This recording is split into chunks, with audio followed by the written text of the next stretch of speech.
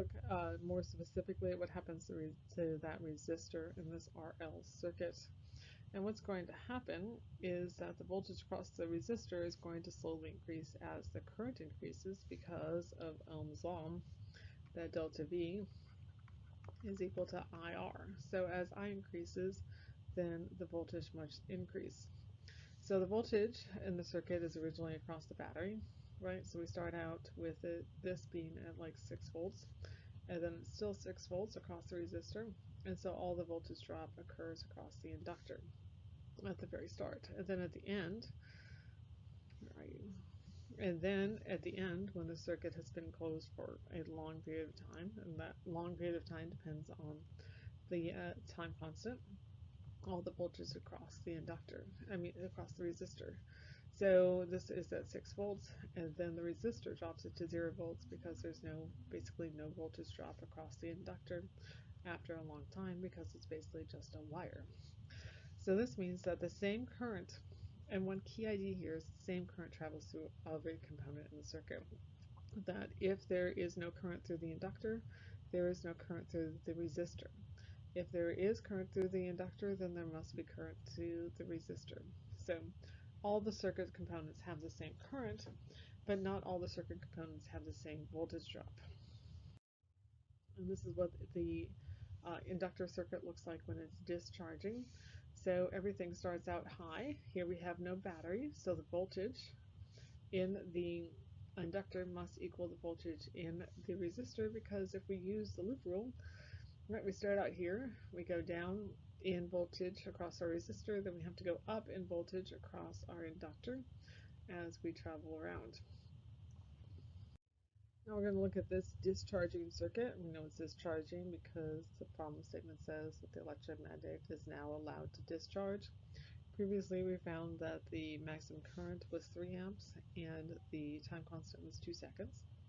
So we're going to determine the voltage across each component and the current after one time constant. So that means we're going to just set T is equal to 2 seconds.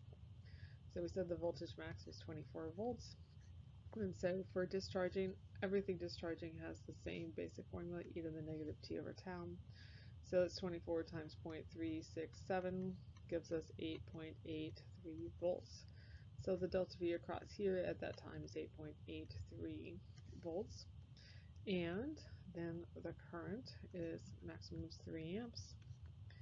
So that needs to be multiplied by, again, that 0.367. And that gives us 1.1 amps.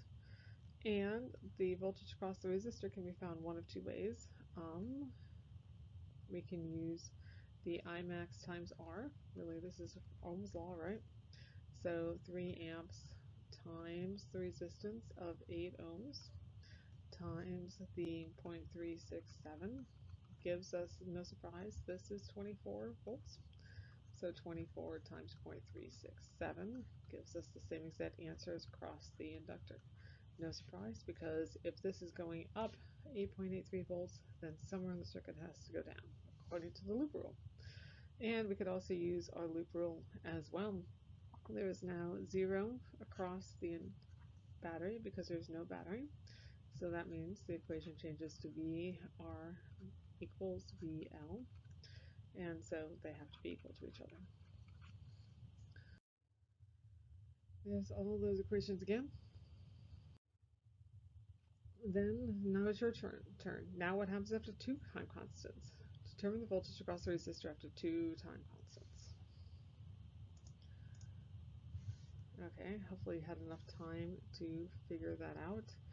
But basically what we want to do is, we've already established that this is 24 volts, but you could do the 3 amps times the 8 ohms if you would like. And now we want to put in the 24 volts times e to the negative 2 time constants, so that would be negative 2, or we could do t over tau is equal to 4 over 2. We'd still get negative 2. So the V across the resistor is equal to 24 times 0.135 now, because it's e to the negative 2 is 3.25 volts.